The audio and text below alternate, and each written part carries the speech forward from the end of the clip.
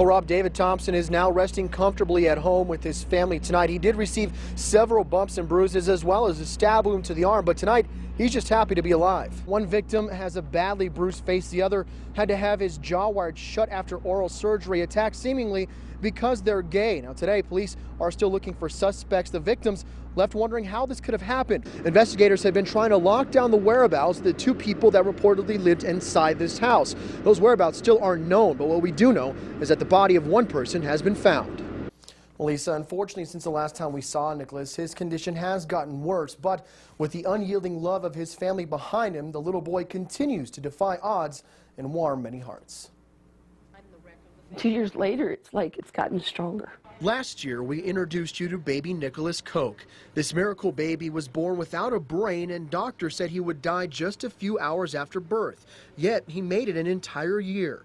On Tuesday, he still defies science as he celebrates birthday number 2. It's just been an emotional roller coaster ever since the day he was born.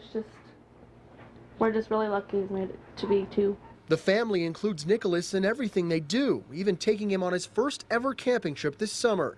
Knowing the baby can pass at any time, they try to live every day like it may be his last. He gives us a challenge every day because you never know if this is our day or we get another day. Lately, things have taken a turn for the worse. Nicholas now must take 12 different medications daily, 8 alone for seizures. In his passing, one of the signs is they sleep more and they eat less, and that's the way he's been lately. The last 2 months he's gone down. But he never suffers alone. We pull through as a family. No one can say for sure just how much longer baby Nicholas will be on this earth. But even in only 2 years of life, he's left an indelible mark on the lives of everyone who's ever met him. I can't believe it's mine. I can't believe it. You know, he came to me like he was sent here for a reason for me. Whether it was for me to learn how to love more or what, but he's my angel. He's my everything. Now, baby Nicholas can't see or hear anything, but incredibly, he seems to know when either his mom or his grandma is holding him. It's both amazing and very touching to see. Lisa? If it would have been just 1 or 2 of us, I mean, God knows what could have happened. A group of Fort Carson soldiers and their friends try to pick up the pieces, their car a bloody mess, after a seemingly senseless hate crime early Saturday morning at this restaurant in northeastern Colorado Springs. Basically got jumped by like 10 or 11 of them at once.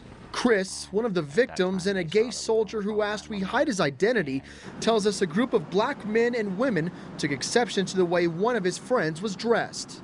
Walked in and immediately one black male started making remarks, faggot. They tried to leave when the shoving started, but they tell us when they went out into the parking lot, it was an ambush. At that point, it was basically a bum rush. Turned around and my friend was laying on the ground being stomped by 6 black males. Chris and his friends, outnumbered, were brutally beaten.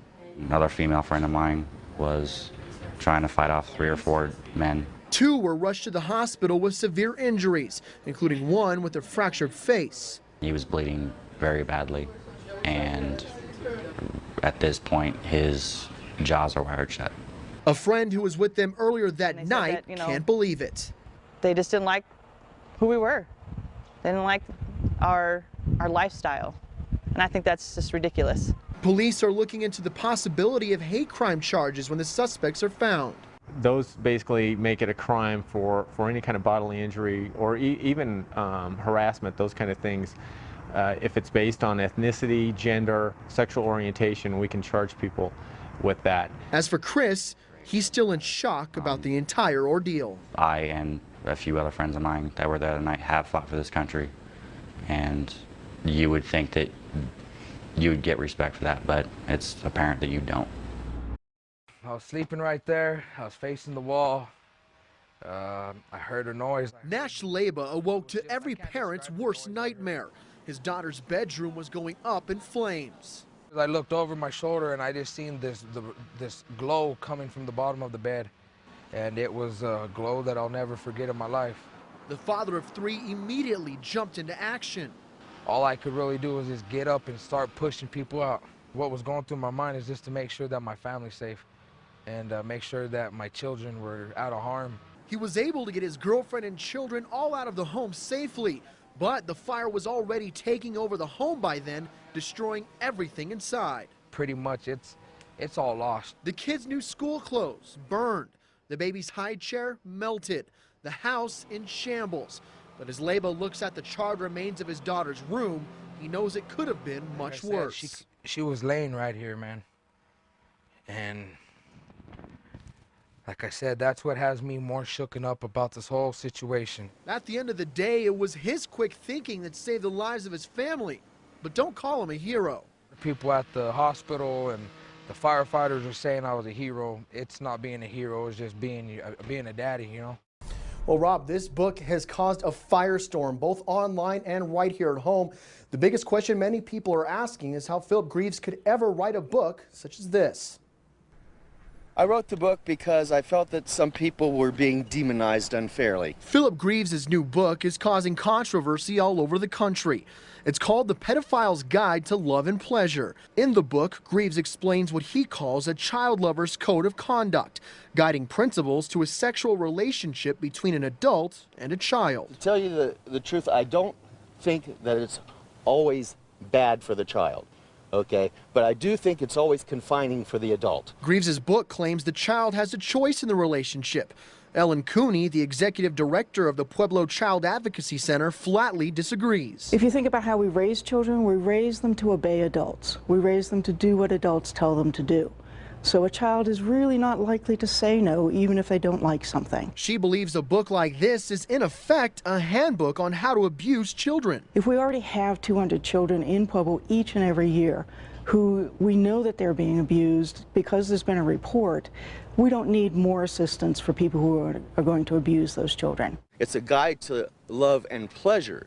It's not a guide to abusing children. As far as the legalities of such a relationship, Greaves thinks society is too harsh on pedophiles. If it was just something that the child didn't have any problems with, maybe a fine of some kind. And as for public opinion, it's something he's not concerned with. They're free to think whatever they want to think about the book.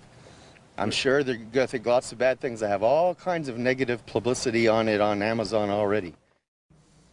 Now, as far as the calls online for people to have Amazon take that book off of the website, they sent this statement to News First 5 that reads in part, quote, "It is censorship not to sell certain books simply because we or others believe their message is objectionable." They call it the toughest 2 minutes in sports. Firefighters from 12 states and Canada put their minds and bodies to the test at the Firefighter Combat Challenge. Several of this regional events teams includes the Air Force Academy. The course itself is grueling. Basically simulating fireground activities to include pulling up hose, running up hose, hitting a Kaiser, simulating a dummy drag, and things of that nature. First, competitors climb a 5-story tower while carrying hose. After that, they haul a weight up those 5 flights. From there, a chopping simulator leads to a crisscross run to a hose they must carry and fire off before a teammate drags a 180-pound dummy all the way to the finish line. You hit that spot during that race where you know your body can still go, and you got to tell your mind your body can still go. Among the men and women competing is 45-year-old Air Force Academy firefighter Ron Prettyman. He says he does it to be able to keep up with the demands of the job and to sharpen his skills. Pushing ourselves a little bit as we get older helps us stay in shape so that when we do have to respond, we're able to keep up to pace with what's going on in the fireground. These teams work to the point of near exhaustion just for the love of competition. You just go out there and you pound that course and you run till you got no more and hit the wall. But I'll say their favorite part is being around their fellow firefighters. It's not just competition, it's also teamwork. Reporting at the United States Air Force Academy, John Romero, News First 5. And for those of you that have the guts to come face your fears here at the Mine Seizure Haunted House, they're actually open Thursday through Sunday and all week, the week of Halloween. So come on down and meet my buddy Meatbag here. Reporting live in Colorado Springs, John Romero. News First 5.